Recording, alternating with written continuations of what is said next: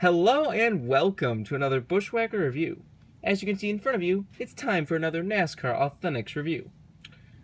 Now I've decided for my NASCAR Authentics reviews that we're going to be taking a look at more than one wave in each review. In which case, today we're going to be taking a look at waves 1 and 2 of 2016. So let's get right into it. Now as I said, we're not going to take a look at packaging of every car of my reviews in my Darlington throwback wave, but that doesn't mean we're still not going to take a look at some of the packaging. Here we have a piece from Wave 1, Austin Dillon's Darlington Throwback. Just to get an idea of what the packaging looks like, the packaging was basically the same for all of these except for the Darlington Throwback Wave. All these have the wave designated up in the top left corner, so you know exactly what wave you're getting. And they're all basically the same. They have all the driver's name and number in the top right corner. And on the back, you can see that it does show what's inside the wave. The first wave consisted of 6 cars, which we do have all of right in front of us. But interestingly enough, as you can see on the back here, that is not exactly what we have in this wave. We have this silver Jeff Gordon car, not this black one. That is because this was the original Homestead final ride for Jeff Gordon. It was literally just a regular car with a message on the quarter panel that says, "It's been a great ride, Jeff."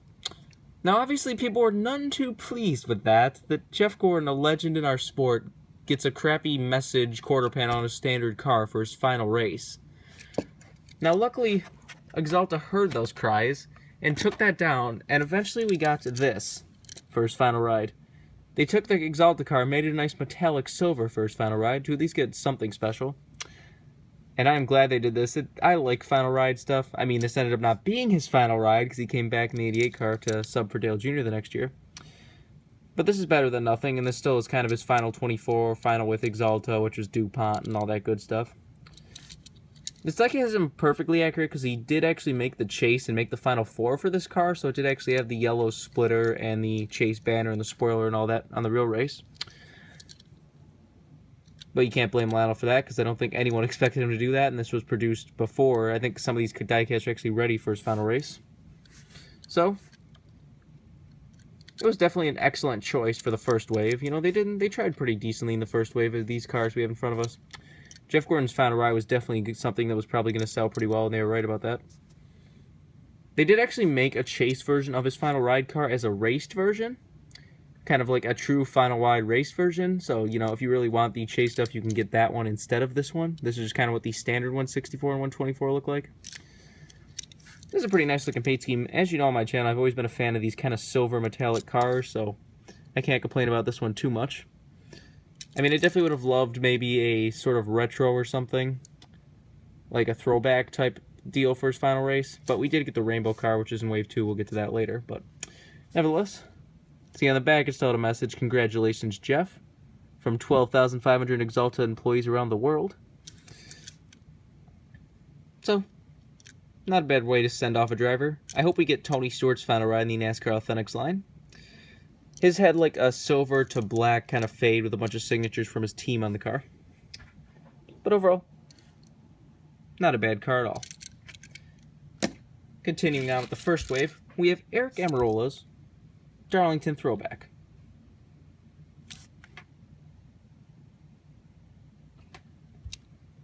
As you can see, they chose another beautiful Richard Petty STP car.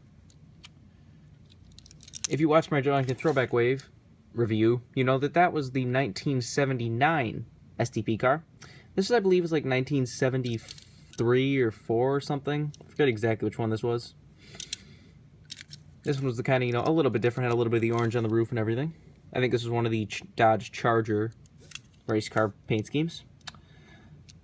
Interestingly enough, one thing that's inaccurate on this car is the cubic inch. I forgot exactly what it was, but it was like 3 something, 358 or something on the real car, but for some reason the artwork said 426.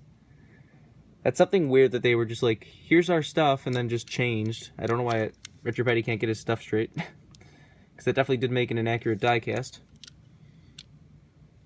See, it does still have the Darlington retro tires, but does not have the retro contingencies.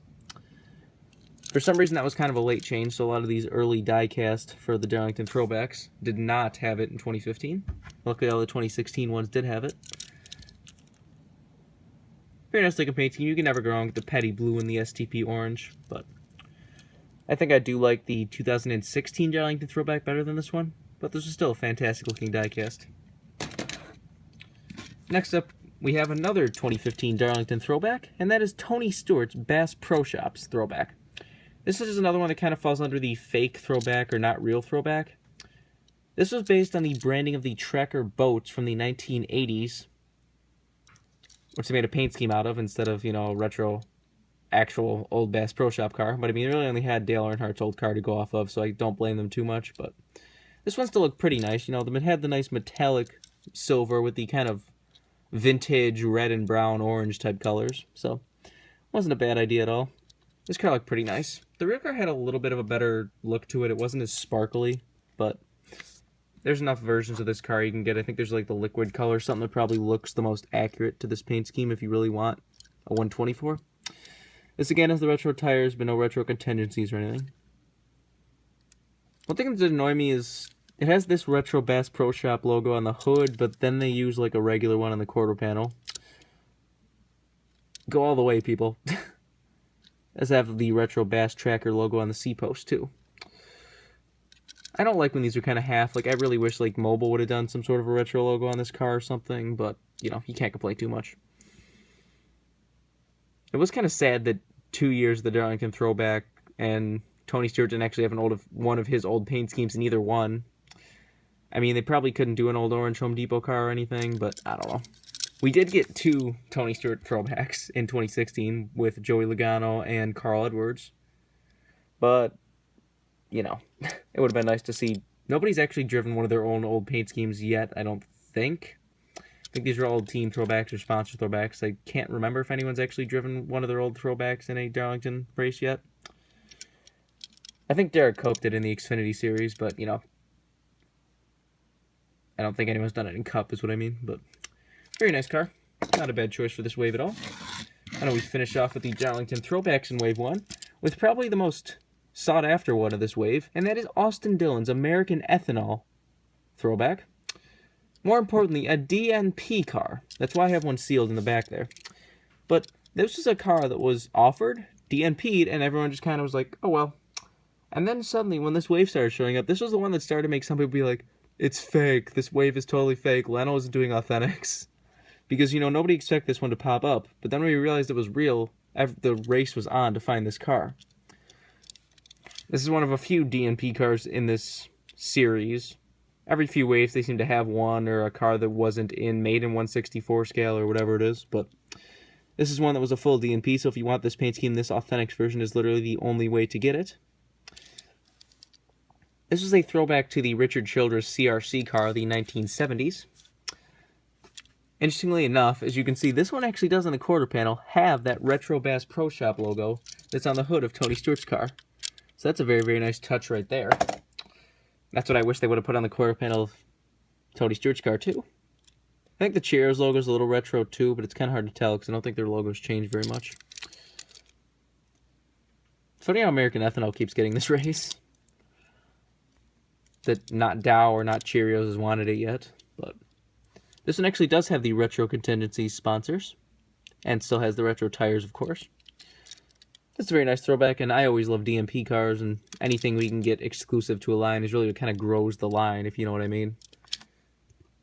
If you just release stuff that people already had months ago, you're not going to really sell as much stuff. Luckily, they're kind of getting a little closer, like Brad Keselowski's Auto Trader car that was in one of the 2017 waves literally just got released, like, within the past week. Well, of recording this. But, you know what I mean. So they're getting a lot closer with these, where, like, some of these were, like, released months after it. So let's continue with Wave 1. Here we have Dale Earnhardt Jr.'s Decision Mountain Dew car. Or no, Dew Shine, excuse me. Decision was another wave. He raced this at Bristol in 2015. And I believe he wrecked with this car. So, I'm sure some Junior fans don't exactly like this car. This is a very strange car. You know, Dew Shine was kind of like they were trying to get like Mountain Dew Moonshine, but this car was a little bit too simple for my taste. It's like they try to get like a vintage look, like, you know, an old rusted out Dew Shine logo with the Dew Shine guy and all that, but I'd prefer a little more design to this. So it's just basically a plain green car with some gold logos and stuff. It has a few little random, like, pinstriping type designs to it, but Also on this side, it has the guy there with the Nationwide logo just plastered over it, which I do not like at all. That's how it was on the real car, but I just think that's stupid. Which, yeah, this is one of those that's actually not different, or different on both sides. You see this side just says Decision Mountain Dew, or this side has the guy and then Decision Mountain Dew. So this is one of those that's actually the same on both sides, which is pretty rare. Overall, a very nice looking car, but, you know, just nothing too much of my taste. I'm sure a lot of Junior fans liked it, or some people hate it because he wrecked, but, you know. Putting a Dale Jr. special paint scheme in the first wave was kind of a must, you know. As much as annoying as it is that there's, you know, Dale Jr. cars in, like, every single wave of NASCAR Authentics, or it's kind of been replaced with Chase Elliott now, but in general, there's always one of those cash cow drivers in every wave, but that's kind of what they have to do, whether or not we like it. I mean, I could say that most stores I go into have nothing but Dale Jr. scraps left, when all the rest of the cars are gone, but you can make of that what you will. So now to finish up Wave 1, we have Dale Earnhardt Jr.'s Talladega Spring race win from 2015. This was definitely a surprise for people that were actually getting 1/64 scale raced versions in a retail line, because that kind of brings some people back. This was one of his couple race wins from that year. You know, they actually did put another one in this wave, which you might see back there, but this is definitely nice. This Nationwide car was a pretty nice looking car. The metallic blue with the bright white made for a nice combination. This car isn't really damaged or anything, but does have a lot of confetti, as you can see. This is one of those that was kind of a little bit disappointing, though, the fact that, like, as far as what they offer, they usually only offer the big wins for raced versions in 1/64, but then it's like, of course Dale Jr. needs to get one of everything. They've made his dual win in 1/64 scale in 2000 and... Did they make that in 2015 or 2016? I forget which one he won the dual in, but... Like, really? But I guess I shouldn't complain, because raced wins in 1/64 scale are always nice. So, nice little race one there. And that ends it for Wave 1. Decent wave, you know, a nice kind of start to the NASCAR Authentics line, a nice debut of it, and kind of put us in for what we were expecting. It was kind of a small wave with only 6 cars, as they got up to like 8 cars in waves later. As you can see, there's 7 cars in the Wave 2. Skip down to another packaging sample. Here we have Jeff Gordon's rainbow car. So you see exactly the same stuff, has Wave 2 except that, and in the back has all the Wave 2 cars, as you would expect. The reason I have Joey Logano's Daytona 500 win here is because this is actually an air piece. As you can see, there is nothing on the left rear tire. Excuse me. The real car and all of them have Goodyear Eagle on the left rear tire, but for some reason I found one that didn't have it. Just like Hot Wheels and anything else, this series is not immune to errors, so keep a lookout for some. People found them with, like, I remember there was one of the Kevin Harvick cars that was, like, completely upside down roof logos, and there's, you know, wrong cars and the wrong packaging, and it's interesting what you can find. So let's get down to the wave itself. Why don't we just get the Dale Jr.'s out of the way right away, since we finished that with Wave 1. Here we have Dale Jr.'s Amp Energy Passion Fruit car. He raced this at Michigan in 2015. This was a vote, kind of fan vote type paint scheme. They had like 3 different flavors of Amp Energy paint schemes made up that you could vote on, and this is the one that won. This is probably the most colorful one. It has the pink and the orange and the yellow. So, pretty nice looking paint scheme. I think this is the last time that Amp Energy's been on the car. I don't think it's been back on the car since then. I think it's always been Mountain Dew. I like when they kind of have a little bit more variety to it. Interestingly enough, this is another one that's not the same on both sides. On the left side it says Amp Energy, and on the right side it says at Amp Energy. I guess they really just like to have some differences on their cars. 7-Eleven logo back there too. But this is definitely a colorful car and definitely an eye-catching car. I'm sure a lot of Junior fans remember it and like this car. It does have the NASCAR Salutes logo because it was raced in June. Which, you know, NASCAR used to do kind of it throughout the summer months for some reason, but definitely a very nice looking car. And the other Dale Jr. car in this wave is his July 4th Daytona 400, Coca-Cola 400, or no, yeah, Coke Zero 400 race win. As you see, he actually had a patriotic paint scheme for that race, a special Nationwide car. This is a pretty nice looking paint scheme. The black with the American flag looked kind of nice. That's the funny thing about 2015 is it was kind of split. The restrictor plate races were split between Dale Jr. and Joey Logano. Joey Logano won the Daytona 500 in the second Talladega race. Dale Earnhardt Jr. ran the Talladega first race and the second Daytona race. And they actually could kind of like battle for the wins at a couple tracks if they didn't have any issues in those races. But this again has not really much damage or anything, but does still have some confetti. They're the little Coke bottles for the Coke 0400. What's funny is, you know, for the race to win car for this one, it actually says like Daytona 400, not Coke 0400, because, you know, Pepsi's all weird about their sponsorship and blah, blah, blah. If you're paying attention now, Pepsi's gonna completely destroy any Hendrick accuracy diecast if you've been paying attention with Monster Energy. So, get your accurate diecast while that you can, because they're not going to be around much longer for Hendrick fans. Very nice paint scheme, and it kind of, like I said, race twins are always nice. I do like this one better than the Talladega one, just because it is a special paint scheme. Why don't we continue with the Daytona 500 and the Daytona theme. Here we have the other raced version in this wave. We have Joey Logano's Daytona 500 win. If you want a really kind of thorough review on this car, I actually did have the 124 of this car, and I have reviewed that, so you can check that video out. Definitely an interesting Daytona 500. It was really exciting late when you had like 4x4x4, 3 wide, 4 wide, a lot in the late stages of the race, people diving back and forth. A lot more exciting than the single file we had this year. And this was definitely a nice race one to get, you know. This scallop car, as I've said, some people like, some people hate, but it's definitely become sort of an iconic car, so it's nice that it kind of got engraved in Daytona 500 history.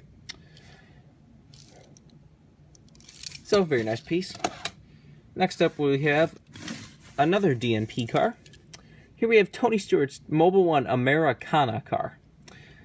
This is another car that was DNP because it was so similar to his Mobil 1 Salutes car. That one just had more stars and stuff in the design. So this one was DNP'd, but again, appeared in this line. This is less fun of a DNP car, because really it's nice to get a Darlington throwback, but where this one's just kind of like just another Tony Stewart car, but I'm sure Tony Stewart fans are happy that one of the paint schemes they couldn't get, they now can get in one way, shape, or form. I do like these simple kind of mobile cars more than the fancy graphical ones. I do prefer my mobile cars more white than they are blacks, like some of Tony Stewart's cars were. Very nice looking car. This is another one that's probably a little sought after just because it is, you know, a DMP car. Now let's get into the throwbacks. We'll get the non-Darlington throwback out of the way, and that is Jeff Gordon's Rainbow Exalta car. Now this is something that almost didn't seem to happen. Like, it seemed like it was his final year. All of his fans wanted a throwback, and it seemed like Exalta and Hendrick were just like, nah, we don't need no throwback. But luckily, enough of the fan whining finally led somewhere, and we actually did get this car in the Bristol night race in August, and was the only really throwback he had in his final year. It definitely did look nice, and I'm glad that NASCAR Authentics released it themselves. I mean, it's just Lionel. This was definitely a pretty good choice for the line. You know, this one definitely sold well. The bright rainbow colors are always a fan favorite, so it's definitely very nice to see them back. And it's definitely nice to see them back in diecast form. Very nice. Now we have two more Darlington throwbacks. We have Ryan Newman's Caterpillar 1. This is what I was talking about in my Darlington throwback review, where, like I said, 2 years Caterpillars just kind of made up their own paint schemes. They haven't actually used one of their old paint schemes. I forget what this one was based on. This, I think, was just one of those, like, oh, it's our old logo. We'll just go with that. I do like the kind of, like, dried up, burnt yellow with the black. It does kind of look old, but, you know, this is one of those, like I said, I kind of like the paint scheme itself, but as a Darlington throwback, I definitely want something more. I like real throwbacks better than these fake ones. It's funny how Ryan Newman cat cars seem to appear in this line a lot. This is the, like, fourth different Ryan Newman cat car. We had both Darlington throwbacks, his standard in 2016, his standard in 2017. This is kind of a matte finish, too, if that's not coming across, which is a nice touch.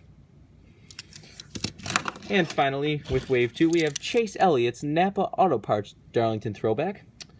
This is based on his father's Coors cars. This is another one that's kind of like, I don't know. It was one of those, you know, they took the design of an old car and put it in the sponsor's colors, which just looks very nice as a paint scheme. I would much prefer this type of a paint scheme over the current Nappa cars. But as a Darlington throwback, I don't know.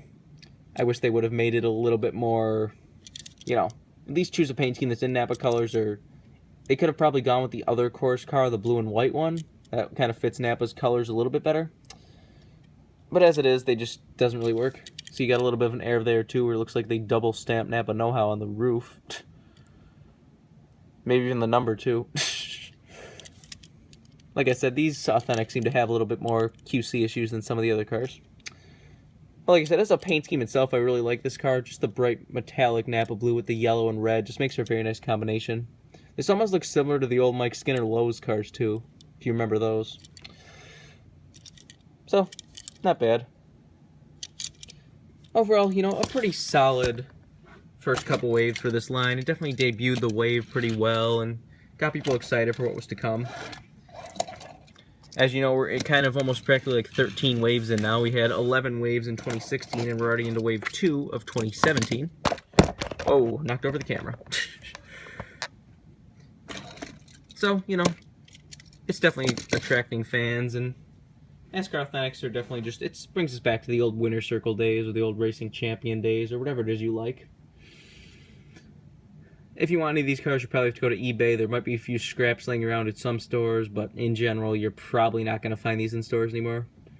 Because most of these NASCAR Authentics cars do kind of fly off the shelves. You might find some old Dale Jr. cars laying around, but that's about it. But I think that's all to say. This has been a review of the NASCAR Authentics Wave 1 and 2 of 2016. Hope you enjoyed, and thanks for watching.